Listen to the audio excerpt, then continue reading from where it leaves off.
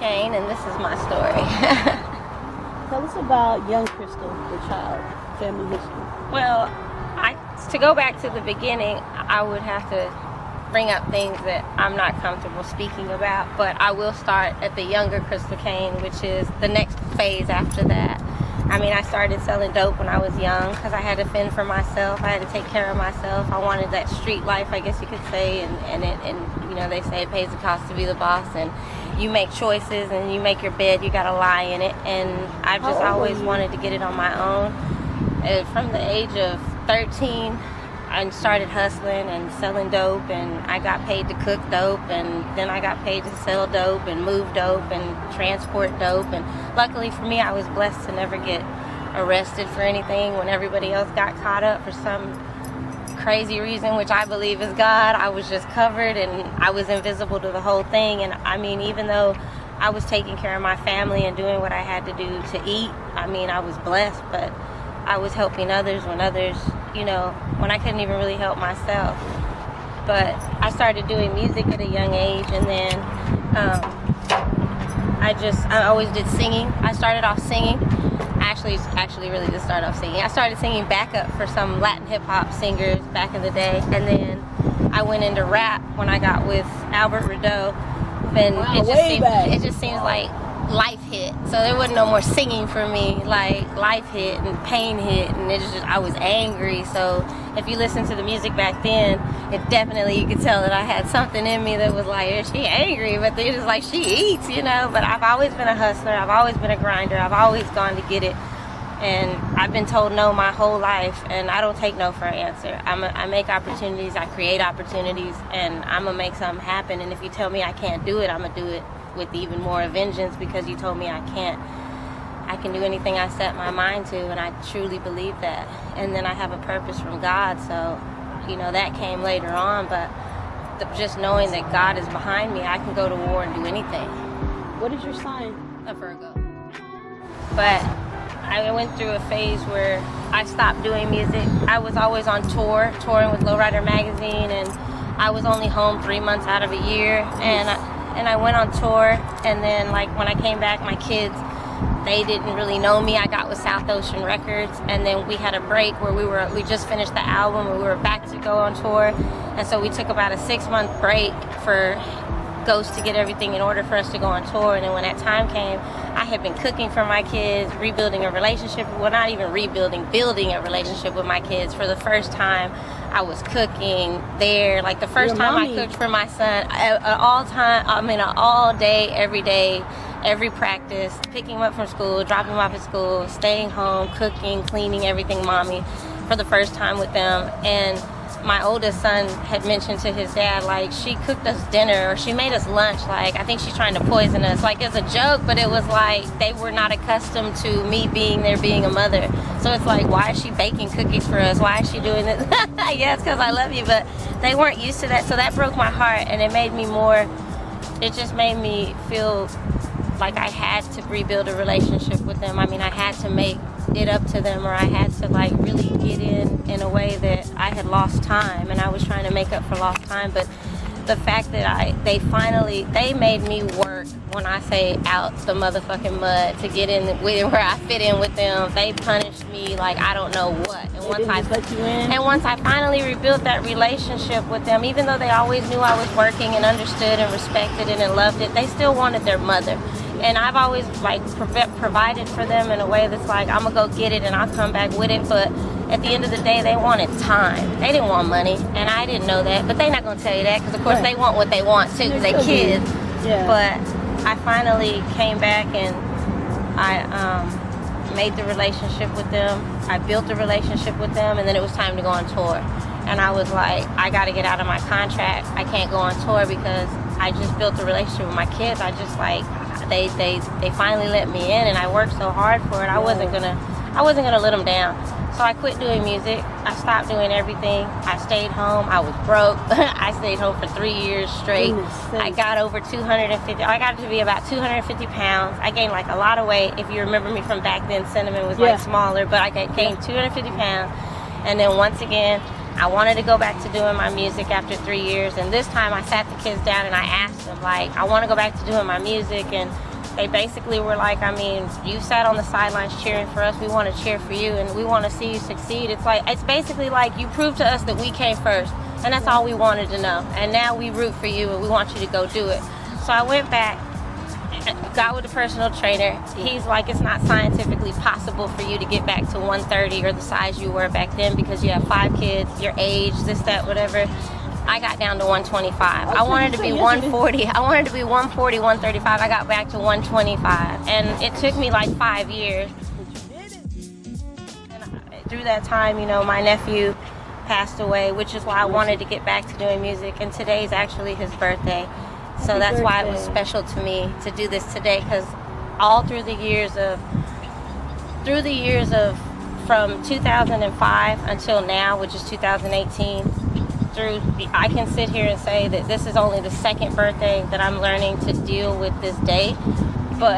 And that sounds weird because he's been dead since 2005, but I've self-medicated myself up until last year. So this last year was the first year for me to really feel it. This year was the second year for me to feel it.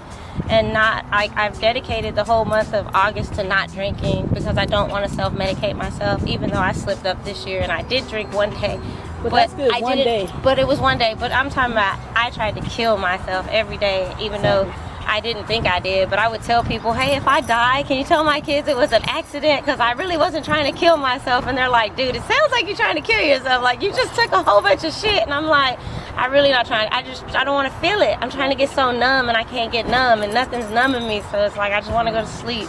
But today's his birthday, and the reason why that hurts me the most is because back in 2005, actually 2004, when his birthday came, he wanted me to come to his birthday party, and I told him I'd be there. And my biggest thing has always been procrastination. I've always been a procrastinator. I'm so talented at so many things that I never finish one thing because I just got so many different things going on, or I just procrastinate. I can get shit done at the last minute, and that's a gift and a curse because I push shit to the last minute and then I never finish it, or I just say fuck it and I do something else, and I can always get it out the mud, so I don't really care if I lose it or not. But then I told him I'd be there at his birthday, and I didn't show up. I was cleaning my house, you know, and the thing that hurt me about that was he was hurting. I ruined his birthday. Like, I literally ruined this boy's 4th birthday, and then, his 5th birthday. And then when I went to go see him the next day, you know, I promised him next year, I promise I'm going to do this, and we're going to do this for your birthday. And I mean, that's the only way I could get him to even talk to me, because he wouldn't talk to me for at least 15 minutes. He was mean. So I finally got him to speak to me, and then he died on April 10th, 2005. So I didn't get to make it to August. I didn't get to do his birthday. So instead of his birthday, but even before that, he wanted a fish. And once again, I procrastinated. Like, a fish was $4, and I only needed probably about a total of $10 or $8 to buy him the fish, the little bowl and everything. And he wanted a fish because he was doing good in school. And I told him I'd get him a fish. And every week I saw him, and he was like, you got my fish, you got my fish. And I was like, I get it for you next week. I go get it later. But I was so busy, I just didn't make it a priority. And I always forgot. So, like, forgetting things, being, you know, a procrastinator, like, that's big to me. You know, if it's a priority, you're going to make it a priority. If it's a priority, you're going to do it. And if it's not your priority, then you're going to forget. Like, you know, it's so easy to forget things that aren't important. But that should have been important to me. And if they are important, you still forget. But, like, I got him the fish, but it was at his funeral, you know. And you got him the fish. And it was true, but it still hurt. And then, like, even like today, it's August 9th, and this is my way of, I made him a promise when I stayed in bed for like 3 or 4 months. I wouldn't take a shower, I wouldn't do anything. And once again, Albert Rideau called me, and he was like, Crystal Caine, I know what you're doing. Like, when my mom died, I did the same thing. I didn't get out of bed, I didn't do anything. I know what you're doing. You're beating yourself up, you're doing this, you're doing that. He said you need to just, even if it's just getting a chair and putting it outside and just sitting in it, you got to do that. And it took me a whole another month before I did that. But I laid there and I started thinking of ways that, because he said you got to just think of ways to, like, carry on his name or his legacy. And that's when I went back to music, because I had to lose weight, and I had to get back, and I had to make sure that they didn't stop screaming his name. And everybody needs to know his story. Like, he was 5 years old. What's his name? Julian Thomas Salazar Solis, and he was 5 years old, and he was left with his stepmother, and she beat him. He died over a period of 3 days. He had over 52 bruises and contusions on his body. He had a brain hemorrhage. He died from from his stomach hemorrhaging, but he hemorrhaged for 3 days, and nobody saved him, nobody helped him. He died over a period of 3 days, and then she took him and she threw him out in the grass like a piece of trash on the side of the road, and called that he was a runaway, I guess, and he got hit by a car. He was 5. He would have been 5. He was 5 that year. He would have been, what, 15 now? Or 14 now, because my son and him are the same age. But today's special to me because I put off something that I could have done right there for no reason at all. And it's like, if I can help somebody that just has lost a child, and it's not about the procrastination thing. It's not about, it's like I told my husband today. Today when I got up, I was saying, like, because he was prayed for us in the morning, and he was saying that, like, it was we were blessed to be awake. And when I did get up, I was like, it's a blessing to be awake, because it's a blessing for us to be alive. But to be happy or sad in that day is a choice, and I choose to be happy today. And I was happy that you gave me the opportunity to be able to do this, because, like, it kills me. There's days when he has to give me a bath. He has to pull me out of bed. He has to brush my teeth. He has to, like, brush my hair. He has to bathe me. And, like, I just can't, There's days when I just can't. But it's because I carry so much weight on me. And not because of the guilt and the depression, but because I feel what other people are going through. And I have a purpose that's so strong. Well, first and foremost, my dad, as a young age, always made me watch Gone with the Wind. So Gone with the Wind is my influential movie, which sounds stupid as hell, but if you watch the movie, mind you, it's a 4-hour movie, and I've seen it a million times. I love that movie. But Scarlett O'Hara was the girl who chased the money. I didn't agree with her marrying every damn buddy, because I felt like you could have got it on your own, but the fact that she got everything, she was on top of the world, she lost everything, she had everything, she lost everything, she had everything, she lost everything, and every time she had to fight through the war, she had to cheat. Remember, she made the dress out of the curtain. Like, she didn't take no for an answer. She, like me, she didn't take no for an answer. She pulled no stops. She did what she had to do to eat. And I love the fact, my favorite part of the movie is when she's standing there, every time she's about to cry, she's like, I won't think about that today, I'll think about that tomorrow. And I'm like, yes, bitch, yes, let's go get it. So I love Gone with the Wind. Crossroads. Okay, well, Crossroads for me would have to be, I've always been a selfish, disrespectful ass bitch, and that's just to protect myself, because I'm actually a big, kind-hearted, everybody would always think that for me, I probably never make mistakes, I probably never talk to the wrong people, like, I'm so strong-minded, and I am, and I'm real protective, like, I'm strong, people respect me, my name holds weight, and I'm loyal. Well, a fuck boy slipped through the cracks, and they will get you. I followed my heart for the first time, and fuck all that. Don't follow your heart. Sometimes your heart will tell you to do something that your mind knows ain't right, and I'm sorry, I trust no one, not even myself, because even I have led myself in the wrong way, and I trusted myself to make better decisions, and even I betrayed my own self. So don't trust anybody when it comes to that. In the same regard, that was a crossroad in my life, because I actually went and I was on my way to William Cannon to kill myself. Well, not kill myself, but I wanted to go walk out in the middle. This was my great idea. I was gonna walk out in the middle of William Cannon, because I was like, okay, fuck this shit. I'm going through too much. I've been through too much. This is too much. What is it? Why me? I'm too good of a woman. I know I'm a good woman. I knew it. Before, I couldn't say that because I never gave it my all, so I always knew I wasn't shit. But this time I knew I was a good woman, so you can't tell me that I don't deserve to be happy. Like, what the hell is going on? So I'm asking God the whole way, crying my ass off, headed to William Cannon, walking, because I'm like, okay, I'm just going to walk in William Cannon. If I get hit by a car and I die, well, then that's what it was meant to be. But if it's something better for me, then I'll live, right?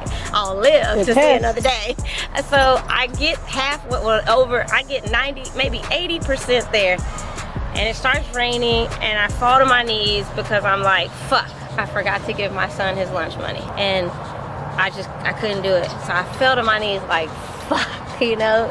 Damn it, I was right there, and then it's almost like I really wanted to do it, and maybe God knew, like, no, but I went back, and that was a crossroad for me because I broke down so hard. I finally cried, and I finally, like, when I say my heart, my chest, everything was broken, and I never broke. I broke like a million pieces of glass at that moment.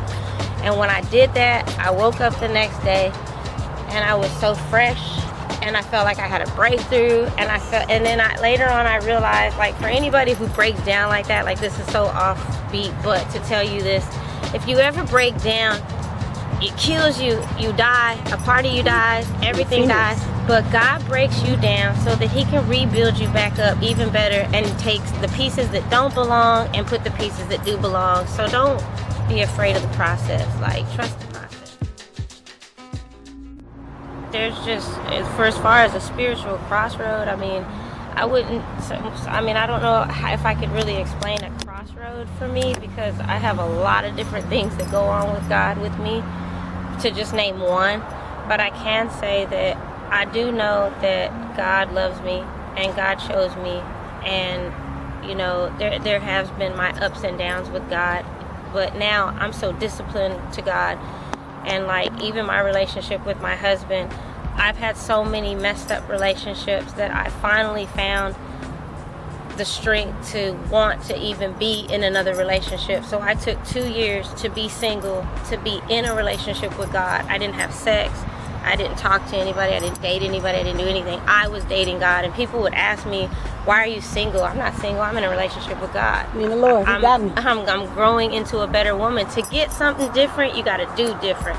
So I had to learn to be different, and I had to grow, and I had to fall in love with myself and learn about myself. But I needed to also not just prove to God that I was worthy of what I deserved, but also prove to God that I could be disciplined, and I could give myself to Him as a man first before anyone else. And I finally met my husband, and when that happened, like, I actually really prayed to God, like, I'll do whatever you want, and just let me have this one relationship. Like, let this be the one. I want to unpack my bags. And when he told me I could unpack my bags, I mean, that was it. But I promised that I would fulfill my purpose by any cost. And I know that the moment I don't fulfill my purpose, I'm going to lose my husband, because that's an agreement I made with God. And it's just deep for me, you know. I'll say a lesson learned. I'll tell you one. I have one, a good one. When everything happened to me and I fell off, and Crystal Caine wasn't shit, because Crystal Caine was broke, and she was homeless, and she was all these things, on drugs, drinking, whatever. Everybody turned their back on me. Everybody laughed at me. I mean, there were some that believed in me that were disappointed, and they just left me alone because they knew I just needed to go through this or whatever and figure it out on my own. But the ones that, my family, whoever, they like turned their backs on me. And the people who I always treated like shit and stepped on, and always treated them like they wasn't nothing, they were beneath me because they weren't shit to me. They weren't on my level or anything. They were the ones who picked me up off the bathroom floor when I was laying in my own throw up. They were the ones who cleaned my face, cleaned my hair. They had so much respect for me, like, you're Crystal Caine, you're not supposed to be like this. Oh my God, I can't let anybody see you like this, because they knew that if I was in my right mind, I wouldn't let nobody see me like this. And they had so much respect for me that they cleaned me up, they picked me up, they carried me, they hid me, they made sure nobody saw me, like, they took care of me, they didn't take my money, they put my money up, like, everything they could have did, they did it. And the bitches that were always in my face, smiling, acting like they were my friends, they all laughed at me, turned their back on me, tried to act like they could take me out the game, but I showed them wrong, of course. But now I don't fuck with them, and now I fuck with the people who I know are so-called, other people treat them like they're beneath them because they might not look the same, or they might not be as pretty, or whatever their case may be. But I don't do that. I fuck with the underdogs. I don't fuck with them other bitches. First, I want to thank God. I want to thank my parents, my mom and my dad. I've disappointed them my whole life by doing things my way, even though they're proud of me because I never gave up and I'm strong. But I never did what they wanted me to do. So even though I was a disappointment, I was also someone that made them proud. And, you know, I just want to tell them thank you, and that I promise before they die, they'll see me be successful to the fullest. And I want to thank my kids. I want to tell them I'm sorry for anything I've ever done to hurt them, and to trust and believe that when I tell my story, I'll tell it honestly, just the way it is, because I know, as embarrassing as it might be as a mother sometimes to say some of the things that I did or didn't do, it's me, and I regret everything that I didn't do. I regret not appreciating the time that I had with them, but I love the time that I spend with them now. I appreciate their support, their full support. I love my kids. I'm proud of my kids. They're so much better than I could ever be, and they are my role models. And if you want to know who's my influence, that's them. My kids are my influence. I don't watch TV. I don't get to watch movies too much. It's my kids. I look at my kids every day and I watch how they work, how they go to work, how they go to school, how they're so successful, and I'm glad. And that's what makes me proud. That's what influences me every day. And I want to thank my husband, because without my husband, I'd be stuck in the strip club, still working, trying to make ends meet. And even though I made a lot of money, I had a lot of people to take care of. And trying to do this shit on your own ain't easy, but being the boss, it costs. And it's like, even though I had the money to do a lot of things, I couldn't do it at the level I'm doing it at now. And he believed in me to not give up, and he never tried to change me. He pushes me, motivates me, and I can't do any of this without him. Like, he made me able to serve my purpose, and for that, I'll never forget it. And I want to thank you for making this day special for me. Thank you. I'll never forget this. Neither will I.